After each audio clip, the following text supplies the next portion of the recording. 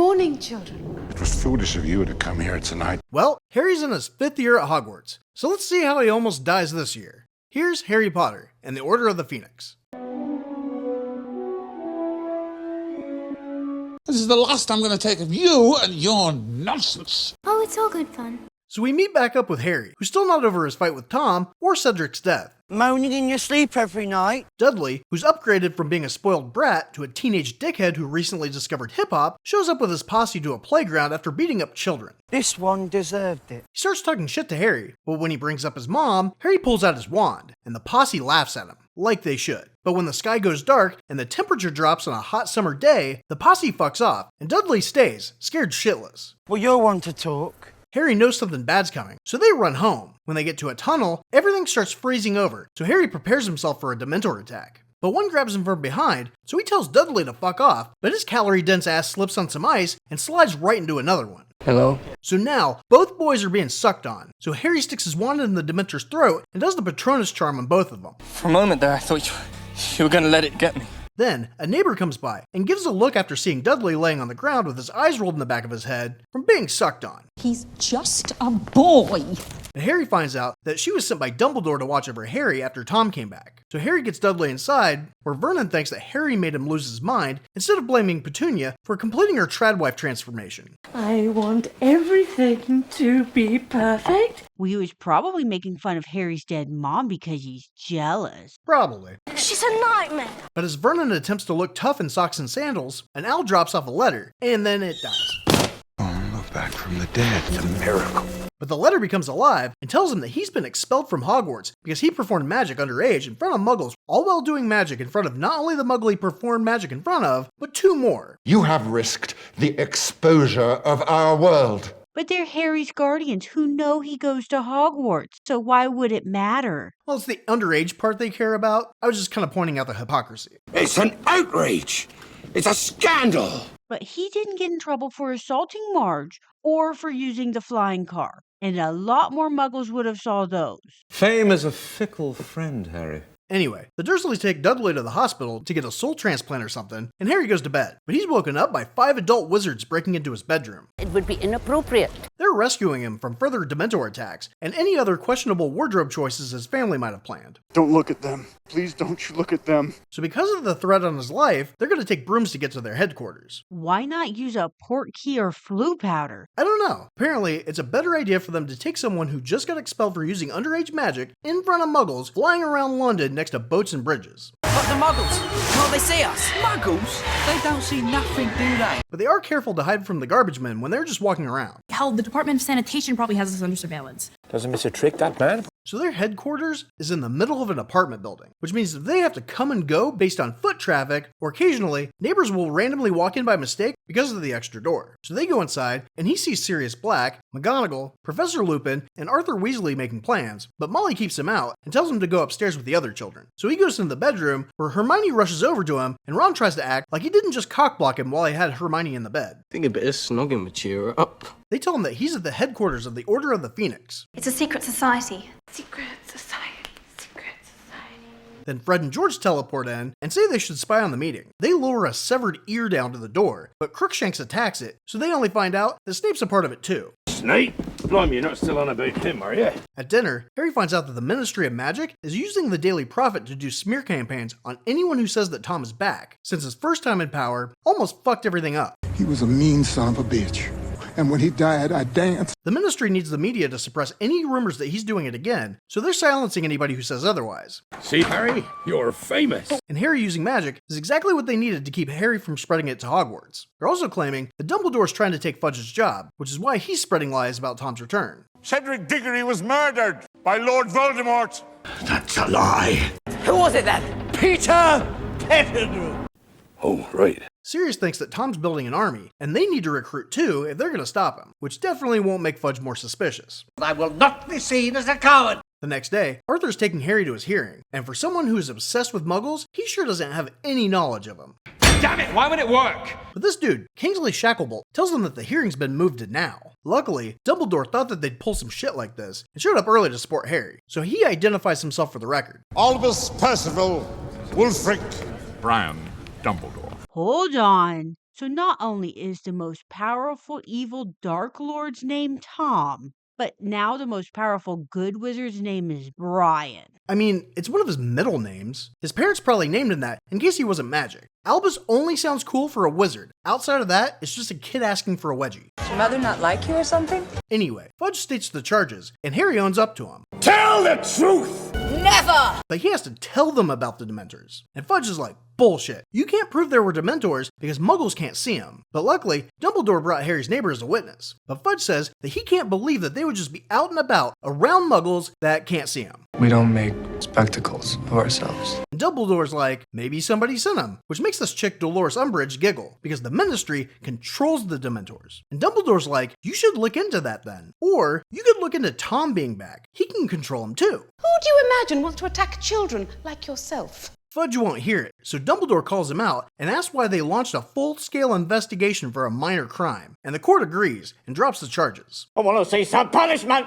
When they get to Hogwarts, Harry sees this emaciated Pegasus called a Pestrel pulling a cart. His friends don't see it, but this girl, Luna Lovegood, which sounds more like an adult film star than a witch, tells him that she can see him too. Then they enjoy an awkward carriage ride with the weird girl in school, which is saying a lot for a school full of witches and wizards. Mental, that one. And when they get to the welcome meeting, they find out that Umbridge is the new Defense Against the Dark Arts teacher. Uh-oh, what's going to be wrong with this one? What do you mean? Well, the first one had Tom on the back of his head and tried to kill Harry. The second one was incompetent and tried to erase Harry's memory, which probably would have eventually gotten him killed. Lupin was good, but he was a werewolf that again tried to kill Harry. Then there was Moody, who was really Barty Crouch Jr., who put his name in the Goblet of Fire so Tom could once again, say it with me now, kill Harry. So what's wrong with this one?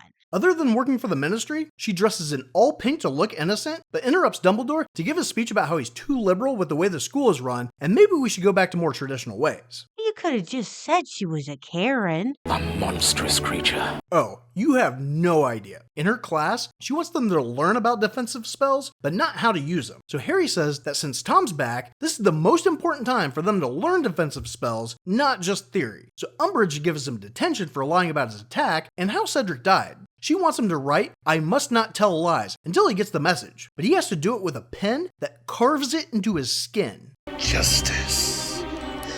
Ron and Hermione want him to report it, but he doesn't want to bother Dumbledore with students being tortured under his watch. That's not really your concern, is it? And if Umbridge gaslighting him about Tom's return wasn't enough, Seamus is pissed at Harry because his mom believed all the stuff that she read about Harry in the tabloids. So he almost wasn't allowed to come back because his mom gets her news from entertainment sources. I didn't know you could read. So Harry goes on a walk now that he's feeling isolated, but he comes across Luna, who's playing with the Pestrels. It seems that only people who have seen death can see him, and Luna's mom got herself dead experimenting with magic. She went and got herself blown up. When he goes back, he finds out that Ron and Hermione told McGonagall about the torture pen and sees her confronting Umbridge, but she throws her relationship with the Minister in her face and doubles down that they should be torturing children. I really hate children.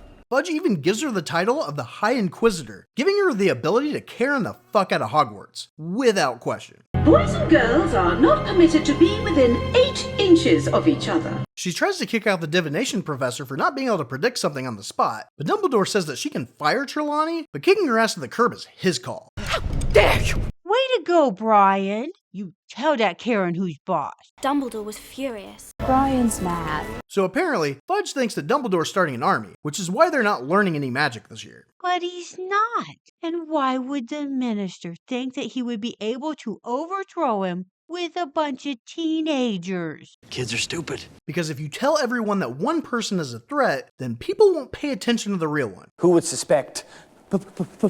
Poor, stuttering Professor Quirrell. But since they know that Fudge thinks that Dumbledore is training an army of teenagers to learn magic, they form an underground fight club to train a bunch of teenagers to use magic and call it Dumbledore's Army. What could possibly go wrong? The problem is, Umbridge canceled all student organizations under threat of expulsion. They also don't have a place to train without being caught. But luckily, Neville finds the Room of Requirement, a room that will appear when someone really needs it and will transform into exactly what the person needs. Why didn't I see it before? That's obvious. So they all gather to train, starting with the Drop Your Wand spell, that apparently, if done wrong, will make you drop your own wand. Why is it always me? They then practice knocking each other on their asses. Unfortunately, Filch caught on that they're meeting up and is trying to catch him, but the room knows he's waiting on him and creates another door for them to fuck off out of. So Umbridge starts interrogating all of the students individually. So Fred and George trick Filch into thinking that Umbridge has a crush on him by giving him some trick candy. Think you've got an admirer. But this pisses Umbridge off and recruits some students to be snitches. Let me guess. The Slytherin kids? Yeah, mostly. But it's Christmas, so they're going to stop meeting until everybody gets back. Now Harry's noticed that Cho's been eye-fucking him since they started. She even dropped a kid when he touched her once. So he decides to make his big move while she's staring at a picture of her dead ex-boyfriend. Keep your hands off her. But the Room of Requirements is a good wingman and produces some mistletoe. You can be my wingman anytime. Because there's nothing like having your first kiss after talking about how someone you cared about was murdered. It's magical. That night, Harry has a dream about Arthur Weasley being attacked in the Ministry by Tom's anaconda. He knows that Tom was looking for something that he didn't have before in the vault, and now it's confirmed that Arthur was there guarding something in his pajamas. What are you wearing? And because of the dream, Snape knows that he can see into Tom's mind, but not sure if Tom can see back. So he's going to train him to keep people from getting into his memory warehouse. So next time that bitch comes around, you'll be ready. But not without him being able to take a break for Christmas too, even though Tom used to love mentally torturing people and driving them insane by controlling them. But hey, you gotta open those presents. Do you have any idea how serious this is? I'm afraid we can't wait. Not even till the morning. He spends the holiday at the headquarters of the Order, which he finds out is Sirius's family home. And since the Ministry thinks that he's behind a series of disappearances, you'd think this would be the last place they should go. Again, obvious. But after he hears Creature, the Black family's super racist house elf, complain about non-purebloods being in the house, he tells Sirius that he thinks the connection he has with Tom is turning him to the dark side. But Sirius explains that people are both good and bad. Our actions make us better people. Personally, I think he's just a hormonal teenager who shares a bedroom and doesn't have any privacy. I just feel so angry all the time. If only they'd let us jerk off, you know? You'd make a fair beater. I used to do that all the time. Can't do it anymore, can I? When school's back in session, Hagrid also returns. Turns out that Dumbledore sent him to talk to the Giants to see if they'd join them in the fight against Tom, and that's why he's been gone most of the year. Do you think it wise to trust Hagrid with something as important as this? Well, they're not that hard to find, to be perfectly honest. And that night, 10 prisoners escaped from Azkaban, and the Minister blames Sirius because one of them was his cousin, Bellatrix Lestrange. I suspect Nargles are behind it. She's also the one that used the Cruciatus curse on Neville's parents, which is why he knew about it. But now, Seamus's mom thinks that the Daily Prophet might be fake news, so Seamus apologizes to Harry for being a dick and tells him that he believes him. So he believes him now because his mom started questioning the reporting skills of the tabloids? You'd be surprised how many people agree with family members out of fear of abandonment, even when they know they're wrong. Codswallop, in my opinion. Seamus is now training with them as they learn how to do the Patronus charm. But just as they start to get it, Umbridge and her band of snitches blow up the wall and catch him training. I'll have you out this time, Potter. Mark my words.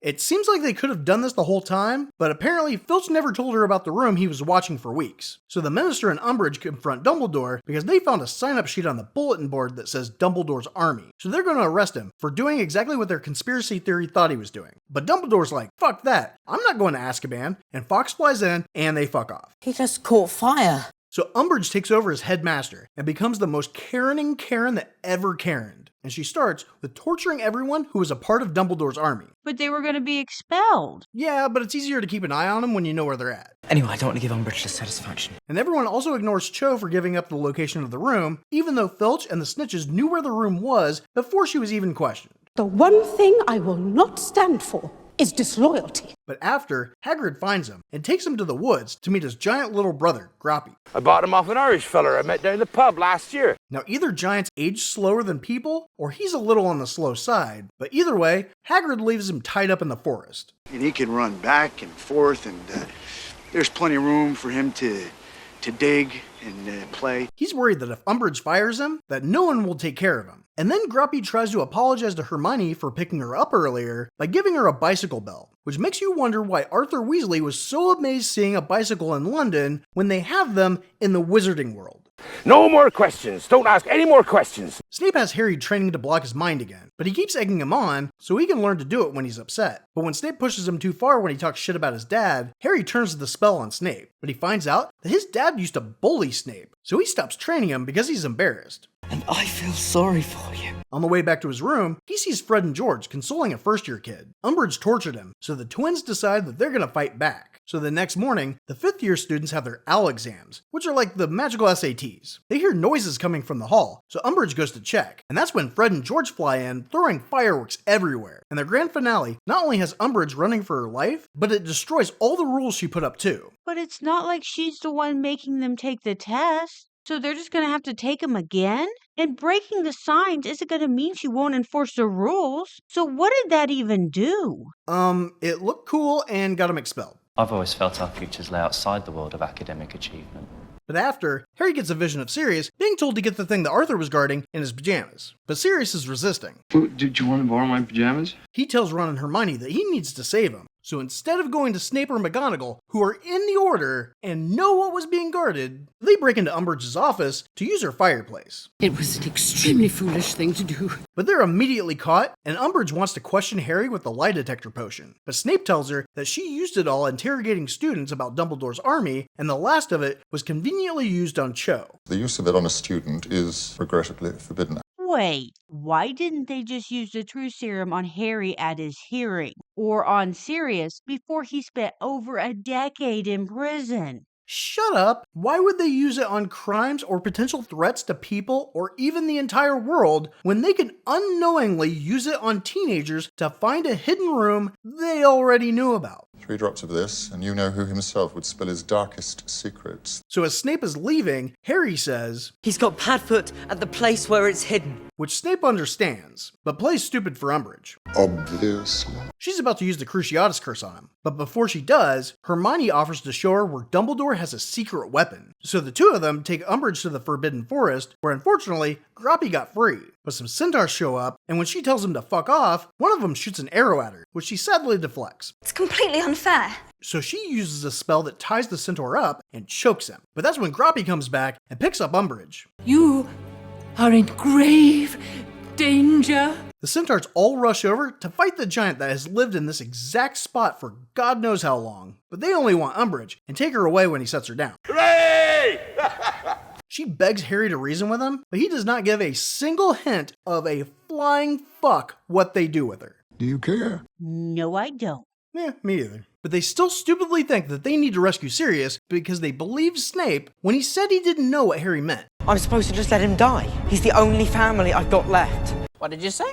So they run into Ron, Ginny, Luna, and Neville, who got away from the snitches by poisoning them, and they want to help. So instead of going with the original plan to teleport to the Ministry, they're going to fly in the Pestrels for a distance that's at least long enough for people to take a nap when they go by train. So it's night when they get to the Ministry, but Sirius isn't where he was in the vision. Hey, he's gone. Well, you can't expect him to run around all day. Then Neville spots a crystal ball with Harry's name on it that's lit up since he got near it. It tells him, "For neither can live while the other survives." Which is bullshit because they're both currently alive. But maybe that's why Tom doesn't have a nose. But then Lucius shows up and tells him that Tom fucked with his head and Sirius is fine somewhere. He's there to get the prophecy because the crystal ball can only be removed by the person it's about. But I guess anybody can use it after it's off the pedestal. But it's about Tom, too. Why didn't he just go get it? Shut up. He's the boss. Why would he go to an unguarded room to get something easily accessible to him when he can give a child a fake dream and make him go get it, then have all of his minions go there and get it from him? That's completely mental. But Bellatrix is also there, so Neville wants to get her. I'll fight you. But Harry's like, it's not worth it, and stops him. So the Death Eaters are approaching Harry. He's gonna get us all killed. So he has all of his friends fire at once, and they fuck off. Now the Death Eaters are teleporting, but the kids use basic protection spells on them. He all sticks to the classics, right? Until Ginny uses a shrinking spell, and this somehow causes all the crystal balls to fall off their shelves. So maybe they could have got it without Harry. That is the general idea. This also has a domino effect that manages to turn corners to chase him, and of course, they all make it. But the Death Eaters are in the next room and take everybody but Harry hostage. Oh dear, we are in trouble. Even if he gives them the prophecy, they're still gonna kill him. Why do you say that? Lucius wanted to kill Harry years ago for freeing his slave. He's not gonna let him live. I mean, you're probably right. But Sirius teleports in and punches Lucius in the face. And this makes him break the prophecy. So Tom is gonna be pissed. Then the rest of the Order teleport in and scare away the Death Eaters from the children. Superiors don't need chaperones. Sirius orders Harry to get the kids out of there, but they all want to fight. Dumbledore's arm is supposed to be about doing something real. So they take out a few of them, and Harry even helps Sirius take out Lucius. But after he compliments Harry by calling him his dad's name, Bellatrix pops up and does the killing curse on Sirius, and he dies. So the last thing Sirius tells him is that he reminds him of a dickhead bully? He never was very pleasant. But instead of everybody attacking her, she just laughs and fucks off. Don't break ranks if one of us is killed. Harry chases her and knocks her on her ass by using one of the unforgivable curses. The use of any one of them will Earn you a one-way ticket to Azkaban. Oh, so Neville can't go after her for torturing his parents, but Harry can use an unforgivable curse on her for killing some guy he barely knew. Well, to be fair, Harry knew Sirius better than Neville knew his parents. It also took Neville months to learn a spell that Harry learned in minutes, to the point where everyone stopped what they were doing to congratulate him for finally not sucking. So Harry was clearly the better option. You're not as much of a threat. So she turns around and she's like, oh shit, especially when Tom comes in and is like, do it, fucking kill her. But when he turns his wand on Tom, he just knocks it out of his hand. Uh-oh, he's unarmed against a person who just killed his godfather and a guy who tried to kill him twice already. How is he gonna get out of this one? Oh, Dumbledore teleports in and pushes him out of the way. Brian would be dramatic like that, wouldn't he? Dumbledore's got style. They then have a we have equal powers that meet in the middle fight, but Tom says fuck that and makes a giant fire snake to which Dumbledore tries to drown Tom. So Tom blows him. That makes all the windows break. And then he takes all the glass and shoots it at the two of them. But Dumbledore blocks it. And Tom's like, what the fuck? So he possesses Harry. You won't last 2 seconds if he invades your mind. Then Dumbledore tells him, It isn't how you are like, it's how you are not. So Harry's able to kick him out because of the power of friendship or some shit. Feeling sentimental. Then the minister and a bunch of orders show up, so Tom fucks off. Bit of a nasty shock for him when he found out. He's back. So now that they know that Harry and Dumbledore aren't full of shit, they clear their names in the tabloids. It's also reported that Umbridge is sadly still alive. Well, that sucks. But Dumbledore got his job back, so that's good. And his first order of business is making Filch put all the paintings back up for being Umbridge's little bitch all year. God, I'll miss the screaming. He explains to Harry that he ignored him all year because he figured that Tom would only use Harry, the one prophesized to fight him, to figure out what Dumbledore was doing. That is one of my more brilliant ideas. He also says that what happened at the Ministry wasn't Harry's fault. But it was his fault. He decided to go take on Tom instead of going back to his professors to find out what was happening, even though Tom might just be putting things in his head. And he's always doing crap like that. Your attitude shows at best a pathological need for attention, at worst a psychotic death wish. Last year, he tried to win the tournament, even though he was told he was being set up. The year before, he made things worse by knocking Snape out. The year before that, he and Ron went into the chamber with only the professor they knew they couldn't trust. And the year before that, him going into the Forbidden Corridor is the reason why Tom almost got the Sorcerer's Stone. Most of these would have been fixed by him butting out or giving his professors all of the information. Fail to do so, and the consequences may be severe. This is just the first time a good guy has been killed from his stupidity. I tried so hard to help, and all it's done is make things worse. Now, I do agree with most of that, but in this particular case, why wasn't anybody there watching it? I mean, what was the logic? Hey, we know they're actively trying to get this thing. We should pull the guard. He should be here. And on top of that, Snape had a head start of at least a couple hours. So why wasn't the entire order there waiting on him instead of just dramatically showing up at the last second to save him? It's perfectly simple. You're No, being... it's not. So no, I don't think what happened at the Ministry was entirely Harry's fault, and he definitely shouldn't be sent back to the child abuse house. You know, deep down, you deserve to be punished. Well, if I were you-know-who, I'd want you to feel cut off from everyone else. That's why we need your help. Can I join you? Why? Why? Because you know who's back, you tosspot. Good, I want to join. What does he think? We're forming some sort of wizard army? Well, that's exactly what he thinks. Who did this to you, boy? Because I look like a bloody idiot. No more than usual. You've done beautifully. Good.